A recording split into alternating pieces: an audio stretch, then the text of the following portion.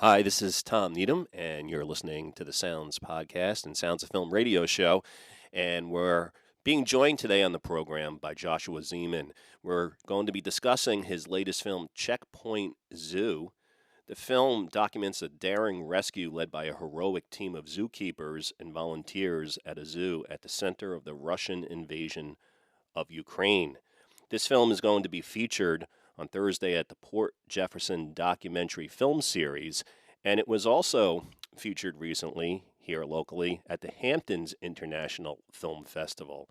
Checkpoint Zoo received the festival's Zelda Penzel Award, giving voice to the voiceless, it's called, and it recognizes a film in the section that raises public awareness and provokes discussion about the moral and ethical treatment and rights of animals.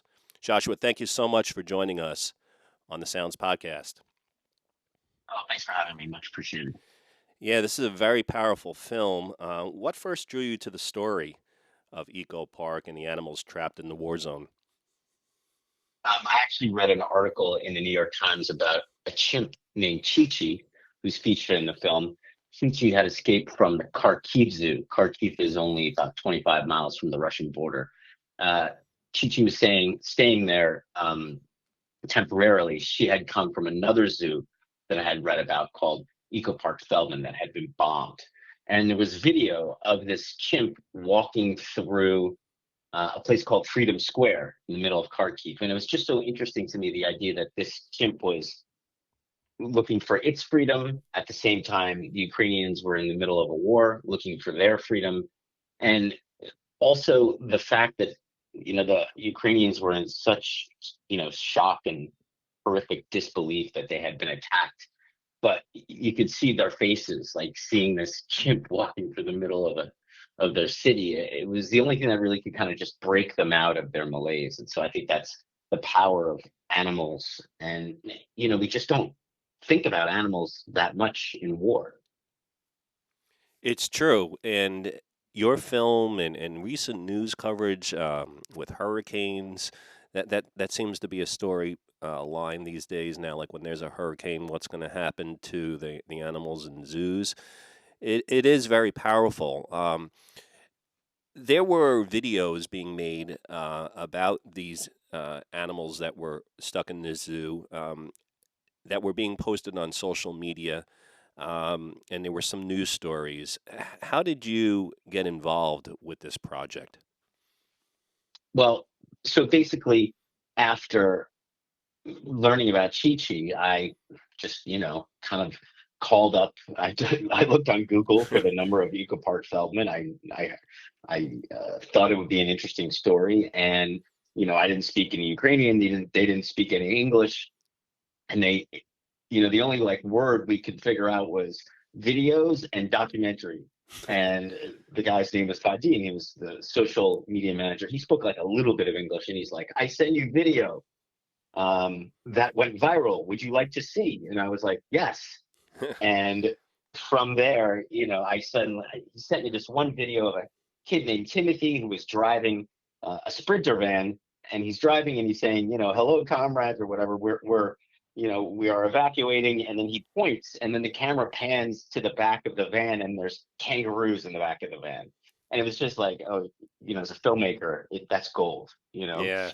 You were just like, oh, that's amazing. And he's like, I have many more videos. Would you like to see?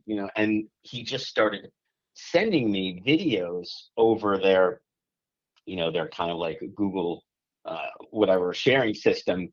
And, at the end of a month, I think we had like 12 hours of video. They were also shooting video because I think the zoo itself, they had their own social media team, and they felt it was an important thing what was happening.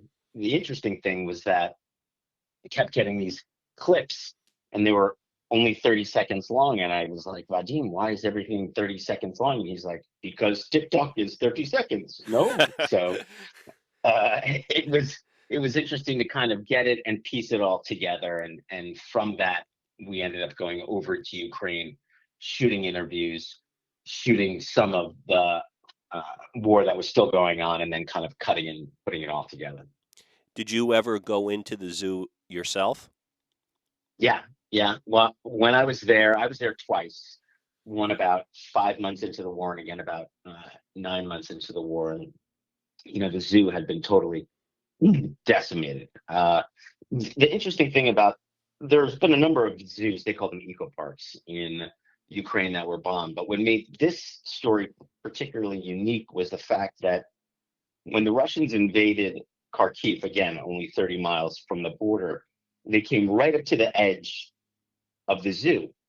They were using old maps from the 1970s and 80s, the Russians were. And the map said that it was a child's summer camp. So they came right to the edge and they kind of put their armaments and their tanks and everything right on the edge, and they started to bomb Kharkiv. And the Ukrainians, to repel them, came up to the other side of the zoo, and they started just lobbing missiles and mortars and cluster bombs at each other. And anything that didn't reach the other side fell into the zoo. And that's where the animals were trapped in their cages. They couldn't get them out because it was the middle of the war. So you had this like strange no man's land, like a DMZ, and that's where the animals were. And you had these two opposing armies on either side, and it just made for a very dramatic kind of confrontation. I've seen actually several documentaries about Ukraine, and all of them were very good in their own way. But somehow this movie really was very powerful and very emotional. And one really does get the sense, I don't know what it's like all over the country, about how there's little moments where there is no bombing and people go on and they do their business, and then all of a sudden it just gets crazy and people die. And your film really captures that amazingly, and it's very disturbing.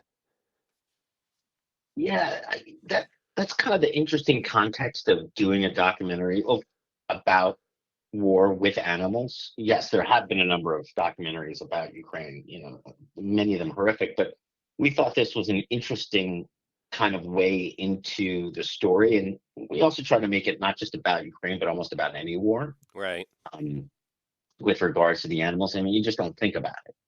But yet, as you said, we are coming to a lot of climate change, disasters, war, and more we're realizing that animals are an important part of uh, that experience, especially the evacuation process. There was laws that had been changed during Katrina because the responders were going to these people's houses that were half underwater and saying, "Okay, come to the Superdome."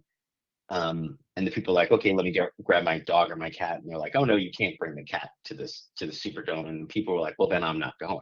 Mm. These are my children. There's no way. So slowly we're like learning, okay, we have to find a way to incorporate people's pets because to many people they're far more than just pets.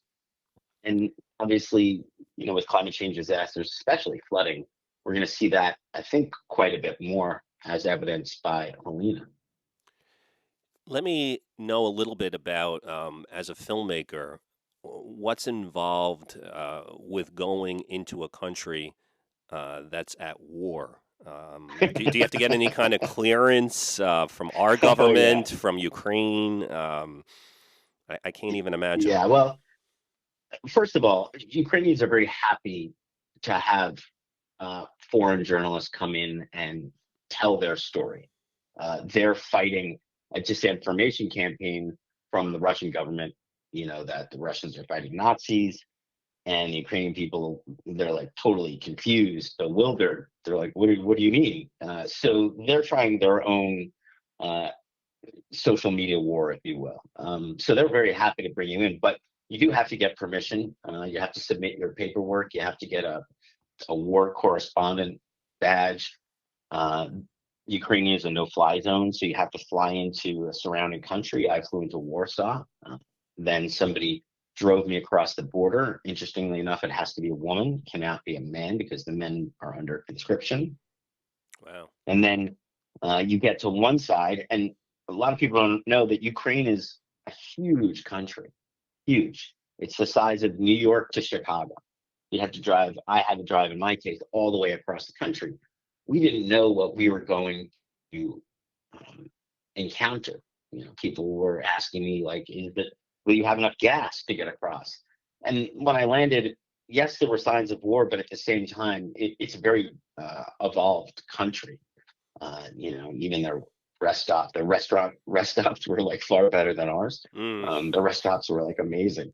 So it was fine, but on the edges, on the periphery, it's definitely villages laid to waste for sure. There were checkpoints, there were bombs, you could hear bombs going off while you're filming all the time. We were nervous and always knew where the bomb shelter was. Of course, they said, how do you know if the bomb is getting closer? And they're saying, well, if it gets too close, you don't have to worry about it because you'll be dead by the time you realize.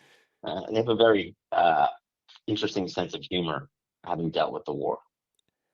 Can you explain to our listeners the owner of the zoo, a very successful businessman, um, had this very luxurious piece of property, and in the film, people start evacuating the animals and bringing the animals. He opens up his house to these animals, which is really remarkable.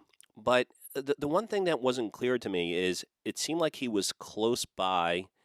I don't know exactly how close, but that Hmm. like it just seemed like he's in a safe zone. I don't know if that's really true. But are there just certain sections that there's just very little chance that there's going to be bombing? And what determines that? Sure. Uh, so Oscar Feldman, he's the guy who owned the zoo. It's a privately owned zoo. He's an oligarch in a lot of respects, but at the same time, he's such an interesting character because he's he made a lot of money, but he spent all of his time handing out food to the elderly and doing all these philanthropic things for the people. He had started the zoo, and his compound, if you will, is further in the city. I mean, the Russians are targeting in their bombing campaigns. They're targeting places. Initially it was military installations. Then they started to target uh, resources like power plants and things like that. One of the weirdest things that they did, I don't know, was they targeted a whole suburban community of elderly in Hmm. their high-rise buildings. I don't know why they would do such a horrific thing, but they did it. So everything's very targeted. Sure, missiles go astray, but for the most part, they know where they're hitting, and there's just no reason for them to kind of hit in the area, the tinier suburb that Mr. Feldman's house was. He had like tennis court. He didn't have tennis court. He had a soccer pitch, and he had a house, and it was all marble. And he, when you're evacuating animals, the hard part is evacuating the animals. The second hard part is where do you take them? Everybody was uh, not coming out of their homes. There was another zoo in the middle of Kharkiv, and they didn't even want to come up from the underground of the zoo to feed the animals every now and then because they would get bombed. Yes, they did bomb that zoo. They also thought that the Kharkiv zoo was a military, they might have been storing weapons there. So nobody, of course, people volunteered to take the animals, but you can't like put an ostrich in somebody's barn. So he said, okay, bring all the animals to my house. And it ends up being quite funny. There's just animals everywhere. In the bathrooms, he had tortoises in the sauna, and it smelled so bad. Everybody tell me how bad it smelled. He had just animals everywhere in his house, and his soccer pitch became like this corral. It was like Noah's Ark. That's amazing. One of the things that I really liked about the movie is I personally know people here on Long Island who volunteer at places that rescue animals. There's a place called Sweetbriar Nature Preserve, um, and it and people are very serious about it, and they get a lot of meaning out of their volunteer time. at this rescue place. And in your film, I think it's one of the best films I've seen. I've seen a lot of films about animals, but you really get a sense of kinds of people who dedicate their lives to working with animals and saving animals. Can you explain to our listeners a little bit about what you've learned about these people? Yeah, one of the they're just such an interesting group of people. It's really hard to define. You know, I think one of the interesting things here, and maybe one reason it resonates so much, is that this war and all wars, of course, are they're made to be brutal. They strip away your humanity when you're seeing people dying everywhere and you have to make a choice, who goes to triage or who's not, or who's starving or who's cold. It really just strips away your humanity. But somehow it's very strange, but also logical that saving animals restores your humanity. Saving a different species has this unique ability. Maybe it's the compassion, maybe it's the empathy, maybe it's the selflessness that restores that humanity. Um, the kind of the stars of our film are these four boys, basically like teenagers, who decide, all right, we're going to help rescue these animals. And the older zookeeper, he thought they were kids, and this was ridiculous. But these kids were jazzed to do it, and they ran in, and you know they had some experience. One was studying to be a veterinarian, and he just got his boys, to kind of come in and help him. Yeah. So you had like the young kids who didn't go to war and they wanted to help. You have um, the older woman who's been at the zoo forever, and of course she curses like a sailor in Russian. Um, One of the other interesting guys was a guy who had never even saved animals before. He ran the drug and alcohol clinic that Feldman had. And he's an addict for years on the street. And right when the war happens, they say, "Hey, can you come help us?" And what's so interesting is he says the war was the best thing that ever happened to him because suddenly he found his reason for living, which was to save animals. And I had first met that guy, and I was like, "Oh, he must be the head zookeeper because the animals just love him, and he loves the animals, and there's this kind of unwritten bond between them." But he had Mm, just literally been doing it for 4 months, and wow. it's all types, who decide to do this, especially in war. That's amazing. And I don't want to give away the whole film because it is very dramatic, but we should let everyone know that these people who volunteered to rescue these animals, they did it over an extended period of time, and they did so risking their own lives, didn't they? Oh, every day. Vadim says in the film, he says, one-way ticket. Every day was a one-way ticket, and it's true. The minute the Russians, they were just, through the forest, and the minute they would see two vehicles pull into the zoo, they would send up a drone. And as they say, like you basically had like 60 seconds once you saw a drone, because you knew the drone was targeting, giving the coordinates of where the artillery was going to hit. And so they would run in there. They had some small windows, some big windows, and they would just try and take out as many animals as you can. It's unbelievably hard to evacuate a lion. It's even harder to evacuate a lion while you're being shelled. These people didn't have a lot of resources. They had sprinter vans, and they have all these crazy stories of them driving, being stopped at Ukrainian checkpoint, and the Ukrainian soldiers like, "I need to see everybody's papers," and they point to two chimps in the back of the van and say, "These guys don't have papers." That's amazing. I there was one scene in particular where it was making me think a little bit of Jurassic Park almost, because one danger was obviously the bombings that were going on, but as you alluded to, when they started moving the predator animals, even though there's great love for these animals, as anyone probably knows, it's very dangerous working with these animals. And they didn't have a lot in terms of the tools needed to move these animals. Can you tell me a little bit about the dangers involved just dealing with the animals that they had to encounter. Yeah. So evacuating a lion, you have to anesthetize the lion, right? But it's interesting because anesthetizing, just like anesthesia, it's a guess to your weight, as to your metabolism. And a lot of these animals were starving a little bit. So because they were starving, they were either weaker and or they were also like riled up the minute they were going to be evacuated. So you have a very weak and predator that's coursing with um, adrenaline, and so it's really hard to guesstimate how much anesthesia to do, and they were doing it with a blow dart, and whether the blow dart sticks in enough.